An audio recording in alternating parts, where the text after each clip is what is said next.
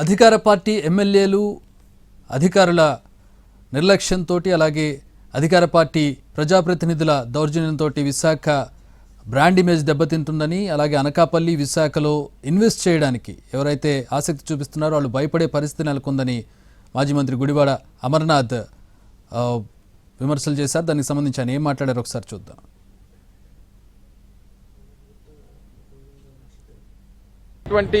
భూముల్ని ఈ ప్రజాప్రతినిధులు ముఖ్యంగా ప్రభుత్వంలో ఉన్నటువంటి వారు ఇన్వాల్వ్ అయ్యి సివిల్ డిస్ప్యూట్స్ లో వాళ్ళు బెదిరించేటువంటి కార్యక్రమం చేస్తే రేపు ఇన్వెస్టర్స్ ఏమొస్తారు విశాఖపట్నానికి?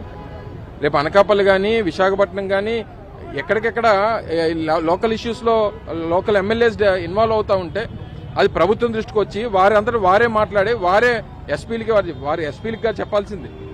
వారి ప్రభుత్వంలో ఉన్నటువంటి ఎమ్మెల్యేలకి వారి ప్రజాప్రతినిధులకి వారు కూర్చోబెట్టి చెప్పాలి. ఎస్పీలు కలెక్టర్లు ఏం చేస్తారు? ప్రభుత్వంలో మీరుంటే వాళ్ళ పాత్ర ఏముంటుంది? మీరు ఏం చెప్తే అది చేయాల్సినటువంటి పరిస్థితి వస్తుంది. మీరు ఆ ఎమ్మెల్యేలందరినీ కూర్చోబెట్టి ఈ మాట చెప్పండి. డిప్యూటీ సీఎం గారిని కూడా కోరుతా ఉన్నా, ఆ సీఎం గారు మీరు కలిసి కూర్చొని మీ ఎమ్మెల్యేలు కూర్చోబెట్టి మీరు ఈ ప్రైవేట్ డిస్ప్యూట్స్ లో ఇన్వాల్వ్ అవుతా ఉన్నారు, మీరు కానీ ఇన్వాల్వ్ అయితే మీ మీద క్రమశిక్షణ చర్యలు తీసుకుంటామో, లేకపోతే మిమ్మల్ని ఇచ్చేస్తామో, మీ పార్టీని సస్పెండ్ చేస్తామో, లేకపోతే ఇంకోటి చెప్తే వాళ్ళకి భయం ఉంటుంది. మీరు ఎస్పీలకి కలెక్టర్లు చెప్తే వాళ్ళేం చేస్తారు? ప్రైవేట్ డిస్ప్యూట్స్ లో ఎస్పీలు కలెక్టర్లు కాదు కదా ఇన్వాల్వ్ అయ్యింది, ఎమ్మెల్యేలు ఎంపీలు ఇన్వాల్వ్ అవుతా ఉన్నారు, మంత్రులు ఇన్వాల్వ్ అవుతా ఉన్నారు. తద్వారా ఈ ప్రాంతం తాలూకు ఇమేజ్ డ్యామేజ్ అవుతా ఉంది. సో డెఫినెట్ గా ఆ క్లాసులేవో ఎస్పీలకి కలెక్టర్లకి మానేసి మీ ఎమ్మెల్యేలకి ఎంపీలకి మంత్రులకి కూర్చోబెట్టి క్లాస్ పిక్తే బాగుంటుంది అనేటువంటిది నా సలహా.